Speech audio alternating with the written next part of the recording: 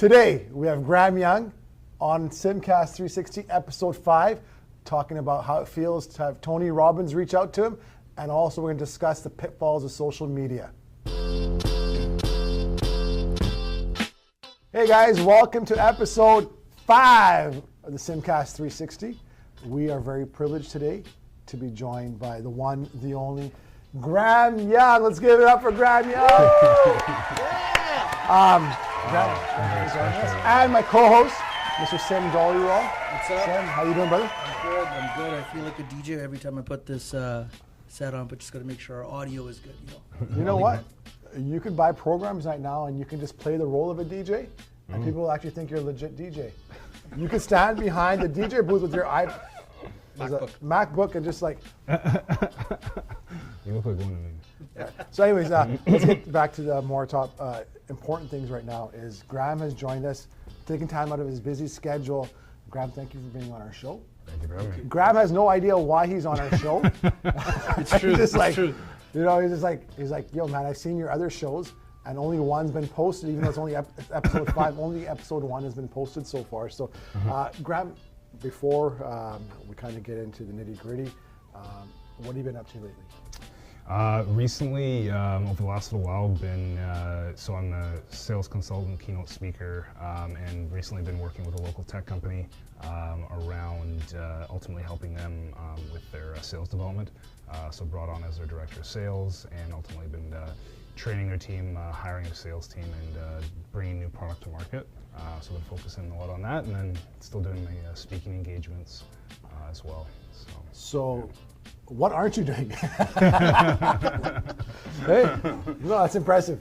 You're a busy guy, and well sought after as well. And see, some guys have a great look for video, which Graham does, and some guys have a great voice for audio, which Graham has. That's very rare. Right? Usually it's one or the other. And by looking at Sim and I, you know what where we excel. But Graham has even the first time I heard you, I was like, man, this guy kind of sounds like he's got that Tony Robbins voice. I don't know where it comes from. Like it comes like, what's that part of your body? Was it diaphragm? Adam's apple? I have no idea. No, we need a professional trainer to tell you where, like, speak from here. Like, Yeah. I don't know. I'm not even gonna try that. Dude, it's an app. It's an app. This guy picked it up a while ago. Oh, yeah, gotcha. So you've been fairly busy. Yes. Yeah. Right? Yeah. For sure.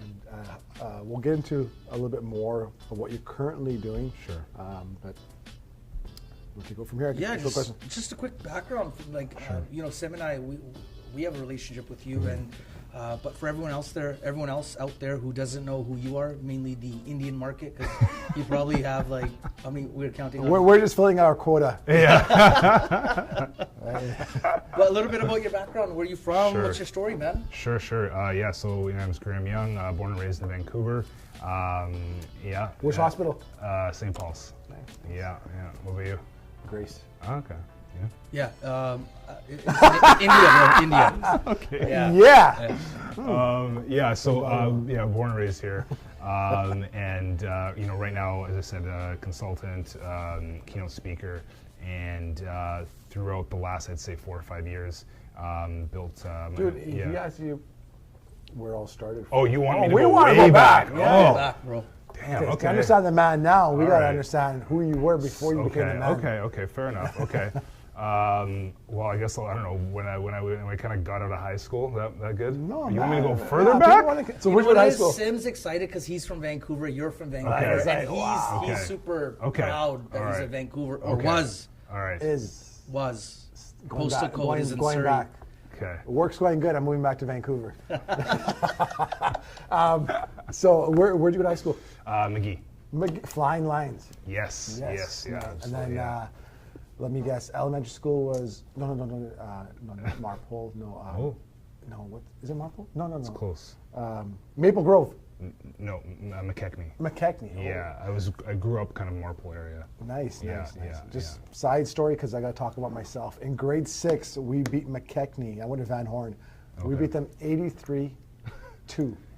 Sorry, in elementary school. In grade 6, yes. So remember. Wow. 83-2. Yeah, and we played all our shitty players.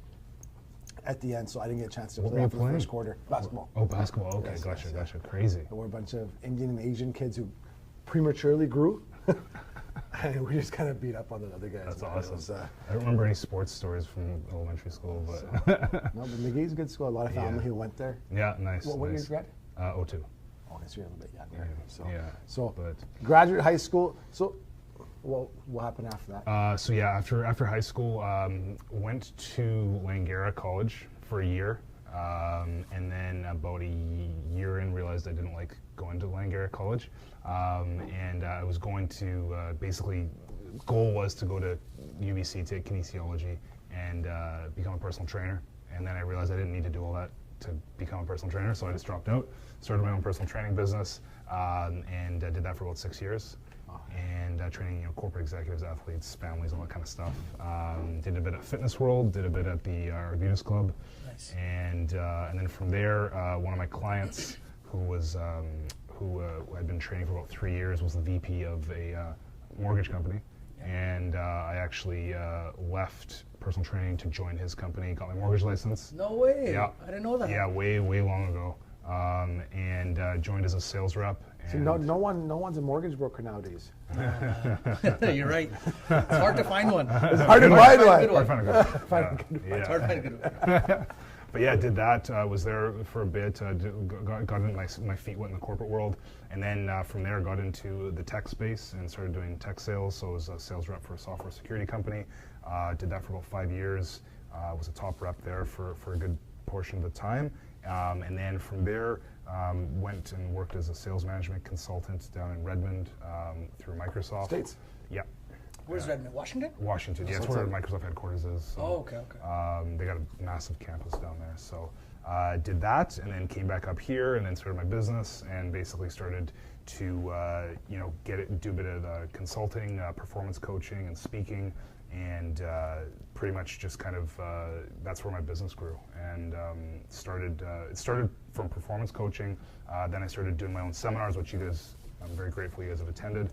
Then that turned into me doing Sold out seminars. Yes, thank you. Anyone can have a seminar, but a sold out Yes, seminar. yeah, I don't even know what a sold out. Yeah, no. And downtown too. Yeah, true. Downtown. Yeah, and then so that turned into me doing speaking at conferences, speaking at companies, and training them around sales and human employee performance. And I was just fascinated by the psychology and the neuroscience behind human performance. So I always kind of embedded that into my talks and in my sales training, and that turned into consulting and then writing and all that kind of stuff. So that's kind of where I am right now. If that kind of gives you a bit of a high-level overview. Yeah, no, that's awesome. That's actually what got us interested. It's so funny, we were talking about how many brown people you know earlier.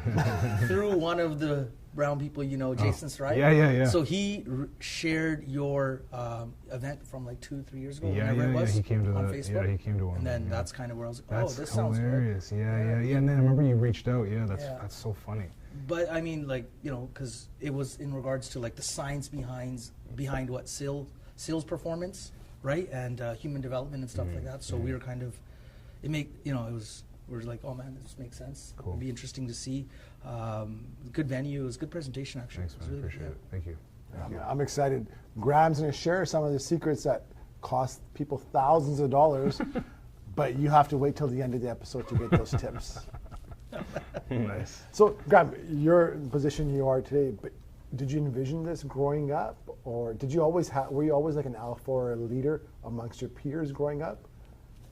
Or how about, how did this all happen for you? Yeah, growing up, I was always really ambitious. I was always a really, really hard worker. I remember I wasn't the brightest in school, but I would always like outwork most people. So I know that obviously played a part in it. But in terms of kind of where I saw myself going in my life, I didn't really know exactly where it was. It was only until Langara College. Yeah, I was. I was there for 1 year before I got kicked out. Yeah, did you? I should dig into that a bit more. My parents were so happy. Yeah. Your dad's gonna see this on on Facebook or wherever we're going to post it. And he's going to make a comment. So I can't wait. Can't wait. We'll tag you when his dad makes a comment. Nice. Oh, man, Nice. That's awesome. Nice. My dad's the king of Facebook. Oh yeah. Yes. Wow. Okay. I gotta be. He's got more friends than all of us. Really? Yeah. So, no, but yeah. you're a hard worker. You had no idea that it would. You just outwork others. Yeah. Yeah, I mean, that was kind of, I don't know, I always had a crazy work ethic. I always, and I think, you know, just through sports and all that kind of stuff, was always just put my head down and just kind of focused on what I had to do. And yeah, I think that's kind of what, you know, transitioned into where I am today. But yeah, no, I definitely didn't really picture where my career was going in that sense. It wasn't until I started writing articles for, like, you know, Time and Fast Company, all that kind of stuff around that. I love guys who love talking about themselves. That's our job. It's our job to edify you. Okay. And talk about how great you are. Oh, okay. But you know, there's always that one guy that walks in the party like, yo, look at me. This is what I've done. You just become that guy. No, I'm just kidding. No, we're going to get into all that shortly. That's all good, yeah. No. So, I just figured you want me to mention that stuff. Oh, okay, so don't worry. I better mention it at some point. we had it on our list. Okay. Because that stuff is actually important. Okay. But jumped into mortgages, had some other opportunities come up Yeah. after personal training and mortgages. Yeah. And then you're where you are right now. Mm-hmm. So let's talk about your career currently, the position you're in. Mm-hmm. Sure. In the tech sector. Yeah, for sure. Yeah. So been in How did that come about from mortgages, personal training, personal Sales. development? Yeah. So I mean, I'm still doing a lot of the personal development kind of space. I'm still speaking and writing about that kind of stuff. But you know, still doing some coaching here and there, and I'm still doing the speaking, all that kind of stuff. But always been in the tech space. Always been fascinated by sales, and it's always been a part of my life. And so that's why I just love teaching it, training it, and speaking on it, and working with companies to ultimately, you know, help companies to, you know, positively impact the world. You know, if you can sell, if your sales team's selling, then you're going to be making money and able to impact the world in a good way. So sales has always been a fascination of mine, and so when I had the opportunity to join an exciting tech company and as their director of sales, and just kind of not only hire the team but grow the team, but, you know, launch new product to market and develop the business development strategy around all that kind of stuff.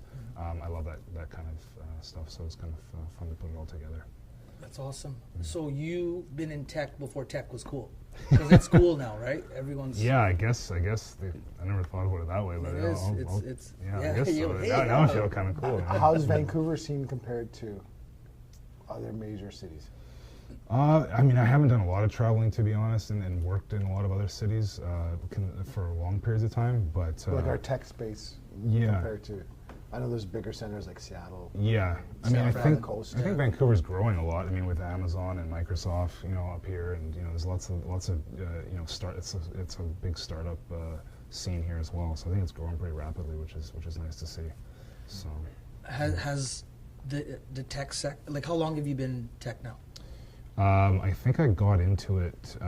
It would have been in 2007. Oh wow! Yeah. So going on 11 years. Or whatever. Yeah. Have you, where we are, like, speaking tech? Are we further ahead than you anticipated back then? Because I know that's such a generic, you know, broad question. Yeah. But the way that we're going now, like, obviously the next 10 years is going to be like crazy, right? Yeah. They're gonna. Who knows what will happen in the next 10 years, the way technology compounds. For sure. But have you seen massive changes or things that you guys discussed 10, 11 years ago before, like, hey, this may happen or whatnot? Do you guys, anyone in that sphere, see any of the stuff coming? That's a tough question. I guess, you know, not really. I mean, in a sense, like, it's just like it's growing at, like you said, at such a rapid rate. Yeah. It's insane how quickly things are accelerating forward with, you know, the big tech giants out there. So for me, no. I mean, it's crazy. You know, back in the day when I was working for, like, a tech security company, and, you know, it was all based around, you know, software licenses and just like there wasn't the cloud wasn't as big as it was and all that kind of stuff. So it's fascinating to see where it's gone. And how fast things are moving forward. Nice. I was going to say, Do you foresee anything big happening that the average person wouldn't know about going forward in the next couple of years? Or what are some of the big changes you expect to see? For the average person, not like, high level tech stuff that's going on that only affects 1% of the people who are involved in the industry, but for the general public, is there anything any major changes you see for us? Or to watch out for? Sim's trying to get some info. Yeah, right? He's mining. Any good startups that you know of? Yeah. No, I mean, it's. I'm going to be honest. Like, I've been in tech, but I'm not like a tech expert. I think that Amazon's doing some really crazy things with their web services, and it's exciting to see them, kind of growing and just how everything's being put on. It's software as a service, platform as a service, all that kind of stuff, and. But in terms of startup tips or companies that I can point out, sorry, I don't know. Speaking of Amazon, there's a big giant. You think that's healthy? Like, what are the pros and cons? I know it's good because they're bringing so much to the marketplace, which is great for the end consumer. Overall, for that industry, though, like they're swallowing up other companies as well, or putting others out of business. How healthy is that for the industry as a whole? Yeah, that's a good question because hopefully imagine he's about to get hired by Amazon in 2 years from now and they go back and like, oh shit, this guy talks shit about us. Well, if it's 2 weeks from now, it'll probably take us 2 months to put this back up. So probably take us 3 years to upload this. No, I think it's. It can go both ways, right? Obviously, I think at the end of the day, if a company like Amazon is buying out these smaller startups or whatever giant is doing that, obviously it's good for that company, for the industry as a whole.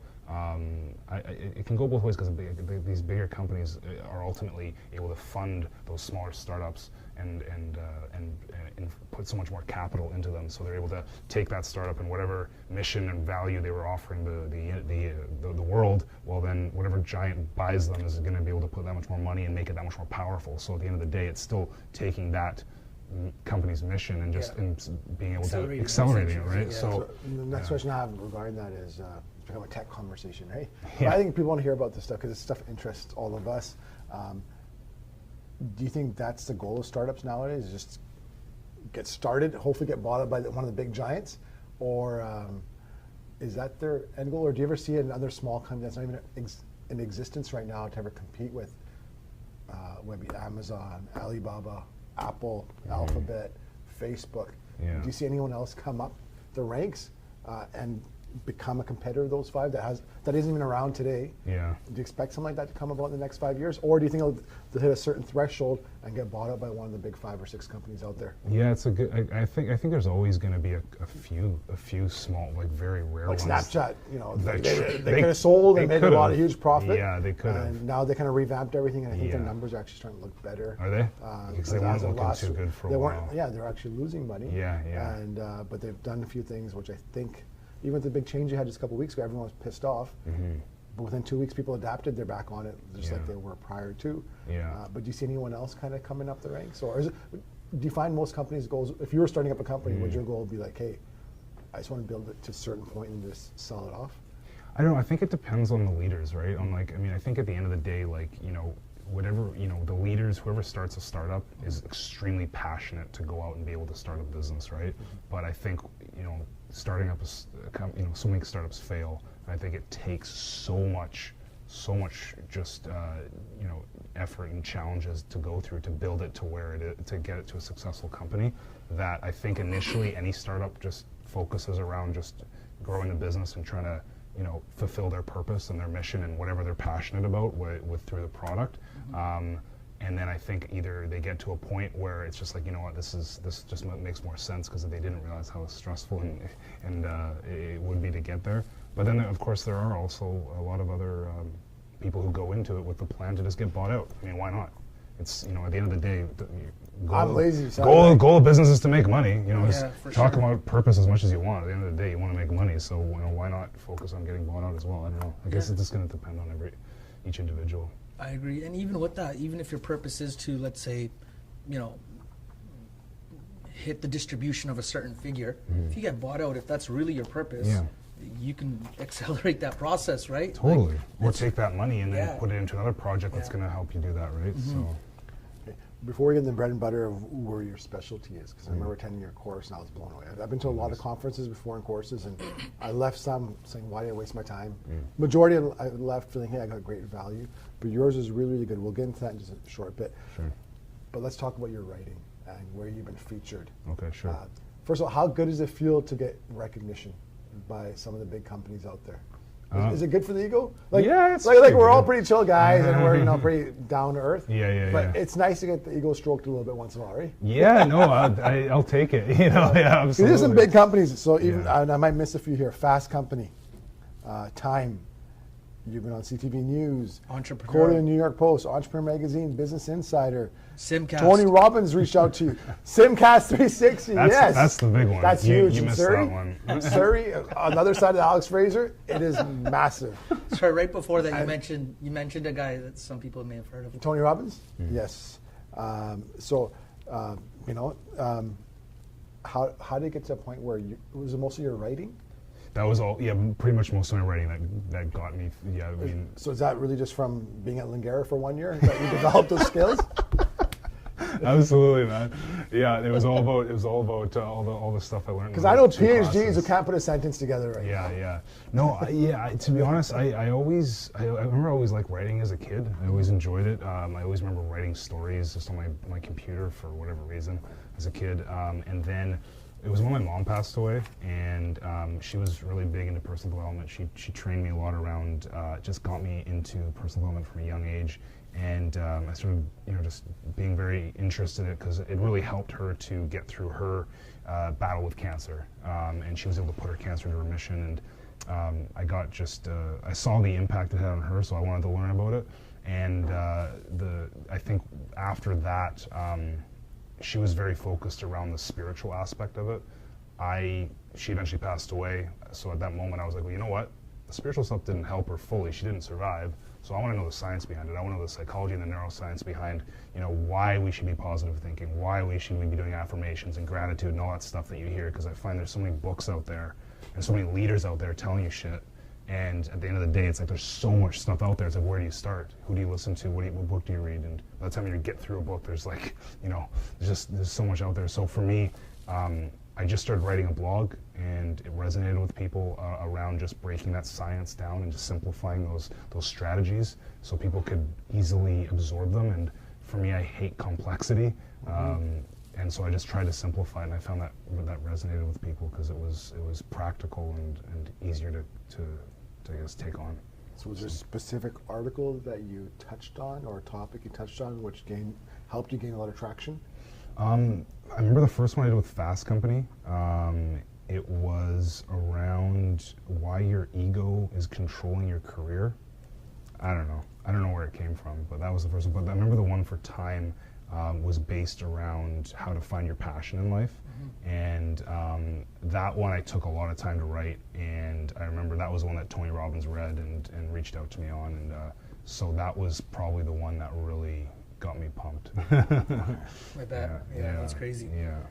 So yeah, those are probably the two that I remember the most in terms of. Now, what made you write those? I know you said your mom's experience that she went through, but where did you grab the content? Was it just something that through your own experiences that you shared, or did you study the habits of certain individuals? Yeah, I looking back on it, at the time I didn't really know, but now that I look back on it, like my passion is like learning. Like I love to learn. Like I'll learn it like anything, and then again when I read stuff or learn stuff, I when I see it being delivered in a complex way, then I'm like, oh, it could be made simpler. Or there's a book that's this big. It's so I love to learn, then like to simplify and analyze the patterns within all the stuff that I learned. So if I'm reading about sales and I read 10 books identifying all the patterns and then simplifying it and then creating a strategy or whatever around it and then just sharing it with people and sharing it whether it's on a stage speaking or writing. And so that article around passion, at the time I was very focused on following my passion, so it was of interest to me. So I was always thinking about how do I want to pursue my purpose and reading things about that. And then I just started putting two and two together and just identifying things. And really, I think the article was based around, that most people's passion comes from either a very negative experience in their life like mine, my mom's death, or a very positive experience. And if it's a negative experience that they go through, they ultimately usually want to create change in the world. You know, they go through a negative experience, it hits them emotionally, so it's really deep in them, and then they ultimately want to say, you know what, I want to change this for other people. I don't want other people to experience the same thing I've been going through in my life. If it's a positive experience, I don't know, they go to the gym and with a personal trainer and they lose a bunch of weight or they gain a bunch of muscle, and then they're like, you know, that's a great positive experience. Maybe I want to do that for the world, and they want to share that with the world. So that was kind of the nuts and bolts of that. But again, it was just kind of going through the experience myself, and then just wanting to share it with people and simplify it. So. Well, I guess you're saying your mom clearly had a massive influence on you. Considering you mentioned that she got you thinking of personal development at an early age, that's huge, right? Because I mean, for most people, if you're fortunate enough to have that at an early age, that's amazing. For sure. But I think our generation, we're instilling those values in our kids. Starting to. Good, yeah. And because our parents are so focused on putting food on the table, providing shelter, that they had no time to coddle us and tell us, like, you know, if you're doing something wrong, they'd slap you. Yeah. It's the quickest way to get to the point. Like, Today, fucked up, I ain't got time for this. Bam. But today, if kids are doing something wrong, you teach them the right way to do things. Yeah. Back then, you're like, oh, did I do something wrong? Before you can even ask them. Yeah. And, but it worked for that generation. Now. Yeah, no, of course. So, of course. like, you know, we all turned out somewhat okay.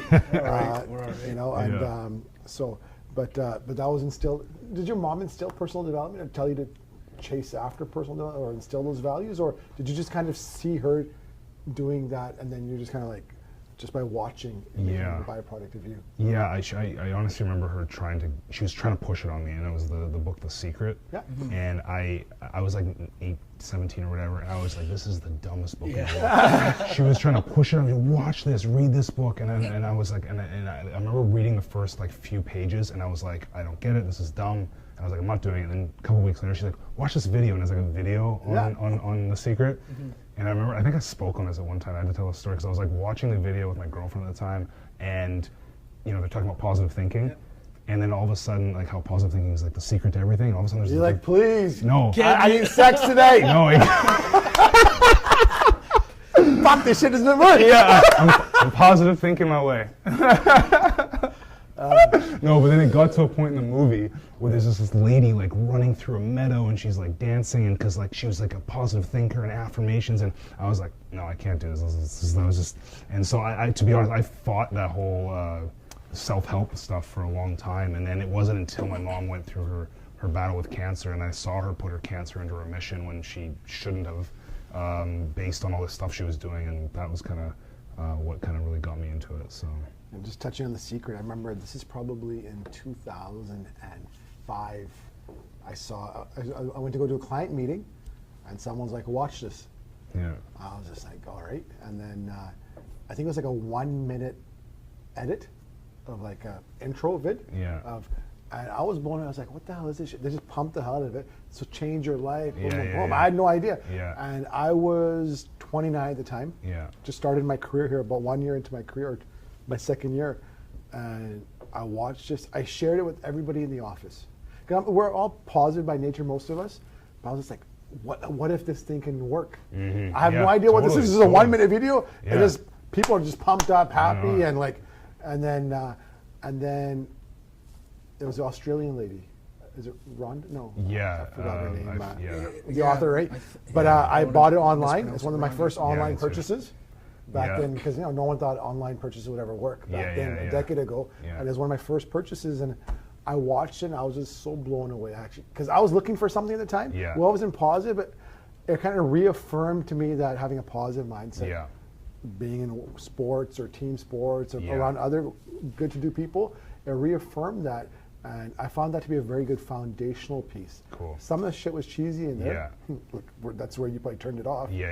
And like, oh, you know, I dreamed I'd be parking this parking stall, and when I got there, the parking stall was empty. I was like, oh, this thing works, right? My mom always do. We'd be driving, my mom would be like, I'm like, no, we're gonna find. I'm like, the street's packed, and she's like, no, we're gonna find. Just imagine, I'm like, fine. And then we'd fight on them. Okay, fine, whatever, lucky. The thing is having that positive, like, it takes just as much energy to think positively as it does negatively. Yeah, I think negative energy is probably, to think that way probably takes out more energy out of you because it just strains your whole system. Yeah, but it's also your default too. So your brain's just like, I'd rather just think like this way, it's easier.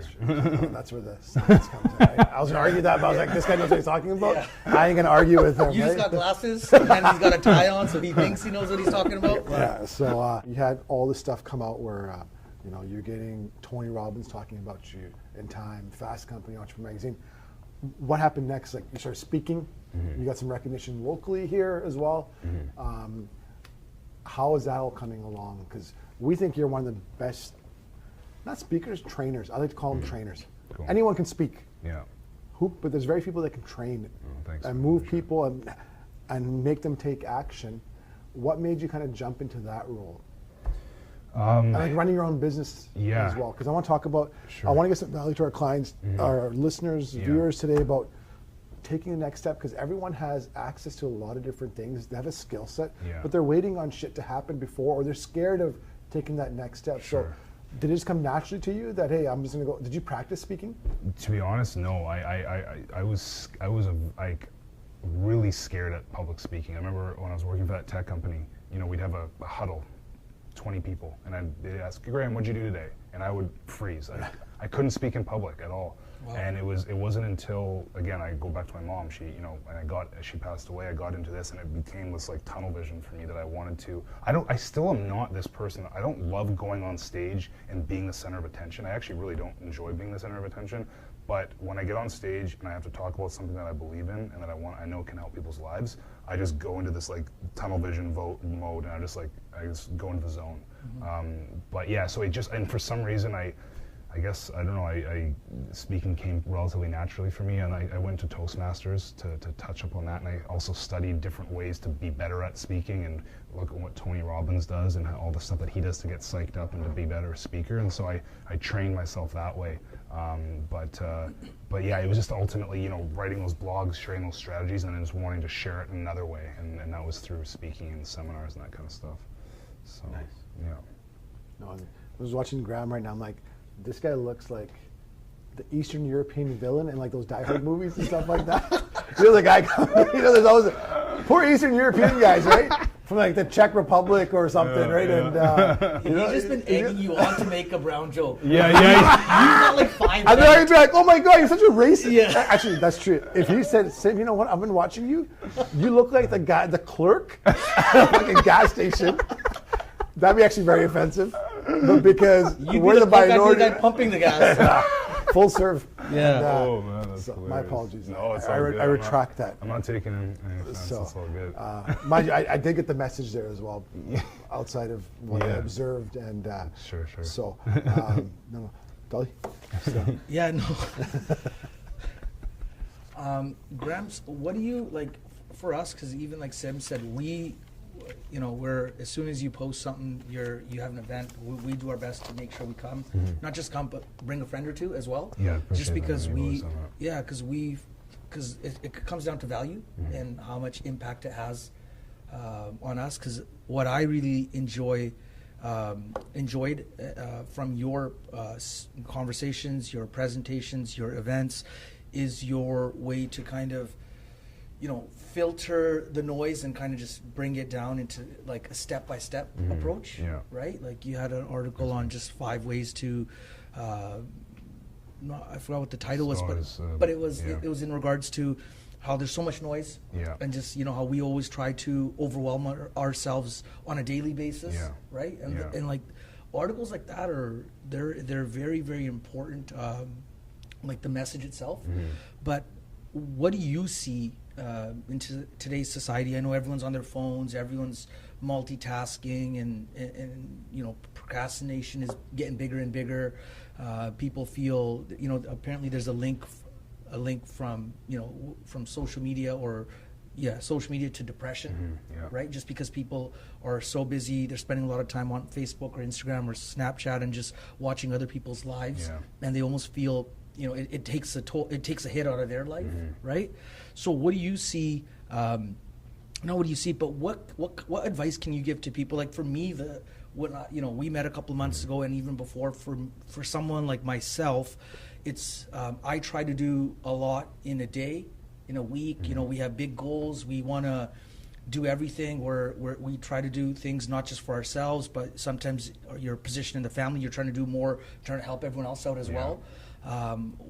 For people like I'll use my example. What are a couple of tips that you can give people that are, I guess, being overwhelmed would be the right term, or feel like that they're too busy versus Fuck, you spent 5 minutes asking one fucking question, man. But very important question. Grab, you can go ahead. Oh, it's called it's the lead up, Yeah. That's a fucking long lead up. Well, I was just trying to figure out what the hell to say, because I was so surprised by what you were saying before. What was no? I was joking.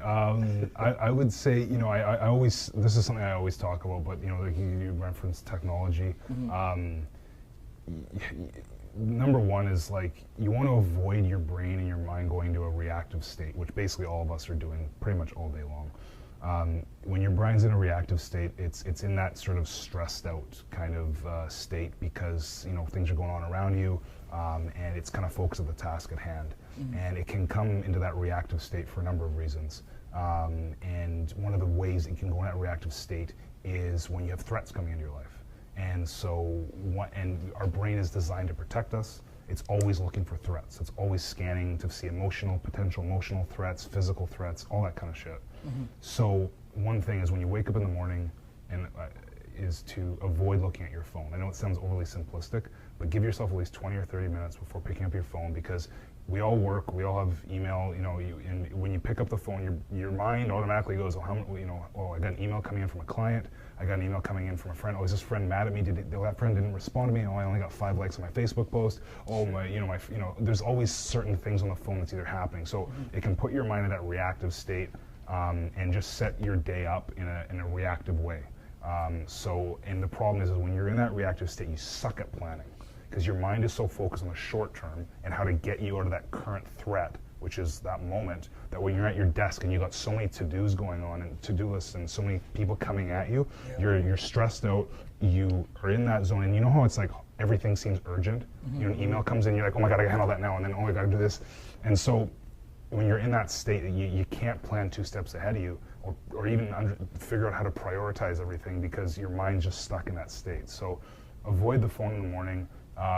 If anything, set up your day, have a system in place that allows you to actually plan your day out. Don't just go into it. Ultimately, I always say aim for a maximum of 3 priorities a day, and actually schedule those 3 priorities in the day. So right now we're just trying to get so much shit done all the time. Yeah. And of course, I trained on this today in the office. Right? It's just so funny we're talking about this as well. It's just like, we wake up Monday morning, we have a fucking list of shit to do. Yeah. And if we only do 5 things out of 20, we feel like, oh my God, I failed. Didn't do enough. Because you added 6 more, now you're at 21 things to do the next day. Yeah.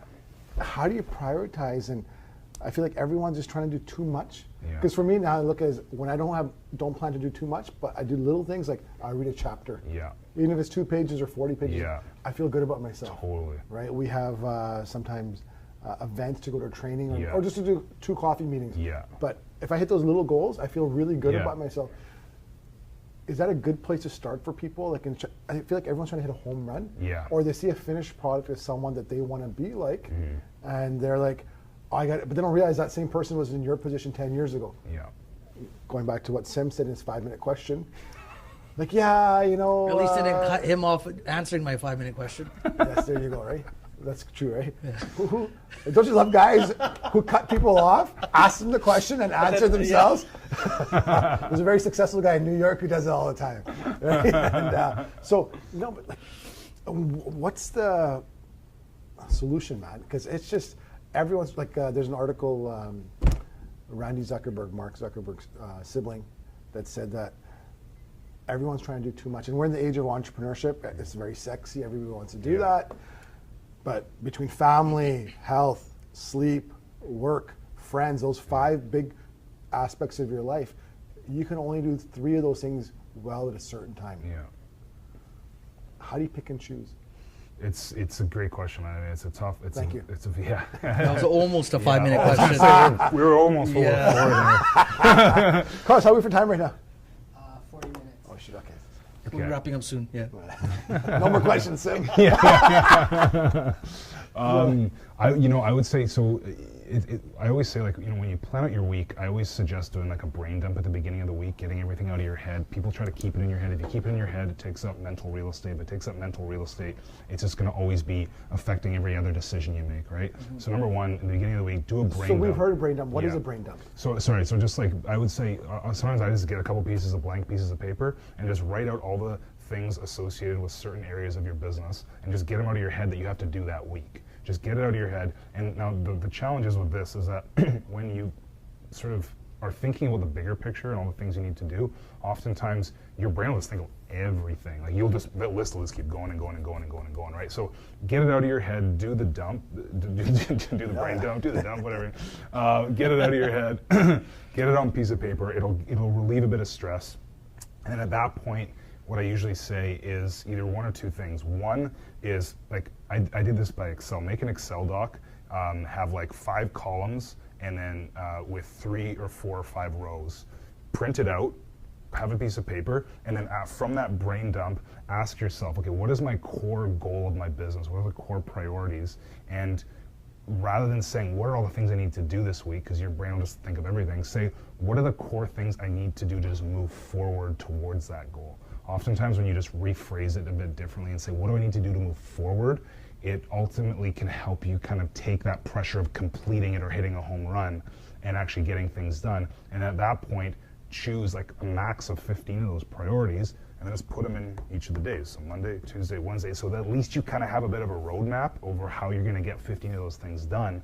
And then you can see, wow, because oftentimes we think we can do more than we actually can. We think, oh, I can get all these things done in a day. We get to the end of the day and we've done like 3 or 4 of them, right? So rather than trying to hit a home run and get through all of them, and when you map it out, you can actually see what you're realistically possible of doing.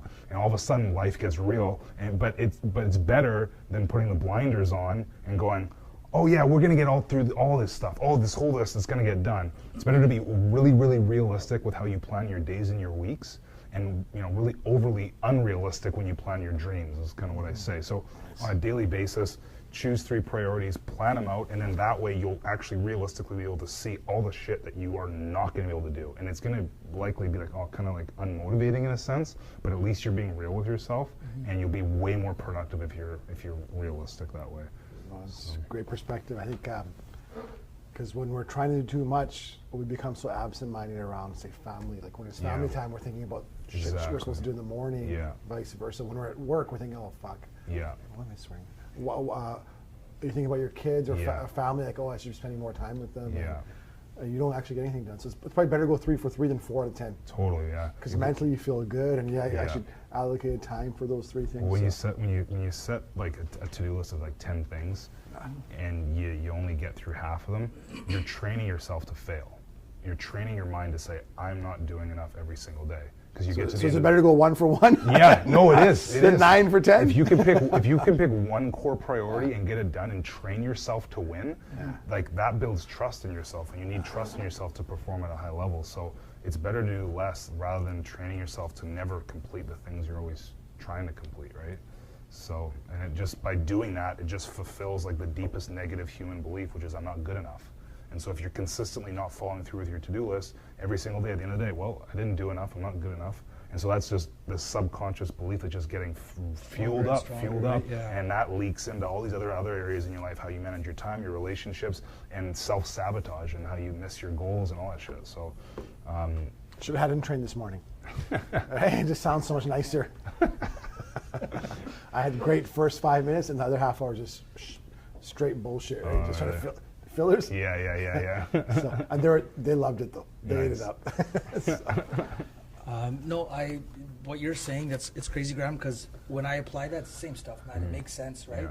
I was gonna ask, do you have like, because nowadays they have like planners and stuff like that kind of have that framework already? Yeah.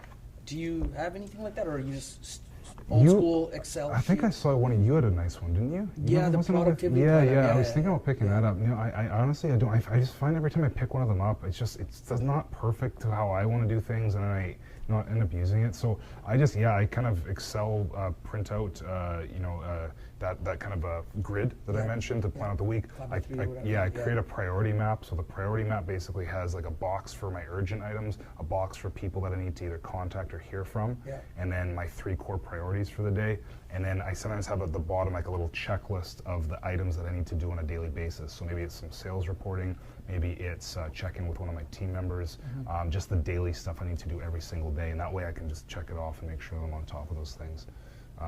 And then I'm just starting to use a new software, so don't quote me on this being great, but so far I'm really liking it. It's called Airtable. Airtable, okay. Yeah, I don't know. It's just a really cool little easy way to manage tasks and projects. So I've been loving it so far. So something worth checking out. Cool. Yeah. You can't promote other companies without paying us royalty. I was just gonna say I just found it a couple weeks ago. So.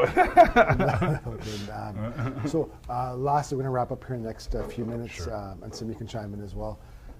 Sales strategies. You talked about sales earlier, right? Sales comes from byproduct of marketing.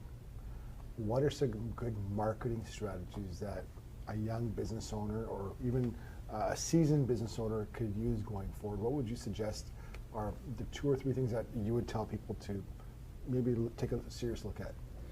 Well, I think with sales or marketing or anything like that, it's all about understanding your customer. And I think when you look at business, or when you look at sales, especially sales, people get into sales and they don't treat it like it's like their career that they went to school to become.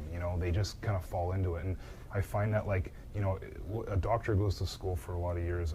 If you take business school, or if you go to whatever other profession, a dentist, they got to go to school and they got to practice it like it's their craft. So for sales, I suggest treat it like it's an art. Treat it like it's your never stop learning and reading sales, and always developing new strategy around it. And one piece around that is understanding your customer and really understanding and stepping inside their shoes. Like a lot of times we're so in the world of instant gratification and urgency and all that stuff, we don't take the time. We just want to jump on the phone call and make the sale, and jump on the phone call and wing it. I have so many salespeople I work with, they don't want to learn the script, they just want to jump on the phone and make the sale, and they don't want to practice either. And I think number one is literally spending hours, time, thinking about what it's like to be in the customer's shoes with whatever business they're in, understanding them deeply, stepping inside their shoes, imagining being them, and then imagining them being them when you're pitching your product to them, or whatever word, whatever you're using strategy-wise, and then developing, whatever business you're in, scripts around each process of the sales cycle, whether it's an elevator pitch, a discovery call, a demo that you're doing, a presentation, and the objections that you typically hear in your business, and fine-tune those scripts, practice them religiously so they just come out automatically when you're in a networking event, when you're being interviewed, when you're in a customer or client meeting, so they're just automatic and come out naturally. And then just practice them, and just always think about empathy and how you can better understand your customer and put yourself in their shoes. I think at the end of the day, it's surprising how few people put work into their craft. Yeah. They do in other aspects of Yeah. certain professions. Yeah. But when it comes to sales, it's just about let's make the sale. Making the and move on. sale. Yeah. Jump on the phone. Well, because you're excited about making And the that's sale. why so few people do well. Yeah. Yeah. A lot of us, by default, just Yeah. by doing the basic fundamentals, have had longevity in our careers, whereas others come and go. Yeah. And I mean, just recycle into some other profession and yeah. make a few bucks and move on to something else. Totally. And then you get on, I find this so many times, and I've done this a million times in my career, and you get on the sales call or whatever meeting, and you leave and you go, oh, I wish I asked that, I wish I said this, I wish I responded differently. Where it's like, I always say I should always try to leave every single call, every single meeting with like no hesitation, like being, even if it's a loss, feeling just as confident because I know that I handled every objection or I pitched everything just the way that I've been practicing and wanting to, and fine-tuning that process. And so I think it's always good to try to leave any meeting feeling just as good as you did, whether or not it's a win or a loss. I have one more question, but That's I just wanted to say that's a great point actually, because I don't think, even personally speaking, and I'm sure other people as well, it's not that they don't put in time into their sales gig, whatever it is, but they are not putting in time to work like the framework for their sales pitch, right? Or their business, essentially, right? Totally. A lot of people are self-employed too, so because they're their own boss, they give themselves an out. Like, oh, if it doesn't work out, it doesn't work out. But when they work for somebody else, I find sometimes they have to hit certain targets. They're on their game because of that. They don't actually respect their own business as much as they respect somebody else's business. So accountability. Level of presence throughout that time frame, right? It's just, anything that you want to ask Graham? I know. We're pretty much done for time, but last question. Last question, You know, you deal with a lot of people who are dealing with different pressures, societal pressures. Social media is great. However, it's also had an adverse effect on some people. Let's look at Instagram. People post pictures. Why do so many people struggle? You know, even we fight it. We're very positive. Sometimes I see something, oh, that's nice. I wouldn't mind having it. Even though I'm very content with everything that we have, great family life, great set of friends. We have a lot of assets in terms of, we have a lot of things. But why are so many people like, why do people post dumb shit? Like kind of getting to the point like, you know, we're at Hollywood Harvest comedy show. You know, like girls are posting, they're like, check out my hair, and their shirt's halfway down. And no one's looking at their hair. And we're just like, why do people lack self-confidence to post dumb stuff? And I look at some of my old posts from 4 years ago because I use my IG channel and some other social media channels for marketing purposes. And I'm like, why did I post something like that? Like that looks really petty. So, totally. and then, but why do people struggle with social media so much from your experience? Well, I think, you know, it kind of goes back to the whole, the way the mind operates. I mean, your brain's always looking for threats, right? And one threat is other people out there that, you know, how you stack up to other people, how you stack up to other guys in your business or other people that are just around you. And so your mind's constantly comparing yourself to that of, you know, anything, potential competition or whatever it is. And so when you're on social media, your mind's just naturally comparing where you're at, which is usually at home, not doing anything, to that of what everyone else is doing. And so it's just this constant just kind of comparison. So it's like you can't really fully stop it. But that's, I think, one of the biggest things, and that's why, you know, they say it's causes like depression, right? Because, you know, when you go on social media, your brain releases, you know, dopamine every time it learns something new. And every time you go to a new post, dopamine gets released. So you flip to a new post, and dopamine, and you're not like sitting there going like, oh my God, this is amazing, but you're getting satisfaction from it in a sense. So that's why people get stuck just scrolling. And so, you know, you become reliant on social media as a way to feel good throughout your day, and all of a sudden your whole life is wrapped around picking up your phone because it feels good. And you get out of a meeting, you pick up your phone, you're sitting on the can, you leave a meeting, you leave a family dinner, you leave a date, you leave whatever it is you're doing, and you jump on your phone, and all of a sudden every experience you're in gets wrapped around this phone, and it takes you out of the present moment because your mind's just consistently kind of itching to look at your phone. Like how many times are you sitting there without your phone or with your phone in your pocket and you're just kind of like trying not to look at it, right? It's almost impossible, right? So even driving, red light, you're like, no one's around. I always try to like tell people like, I've heard about that.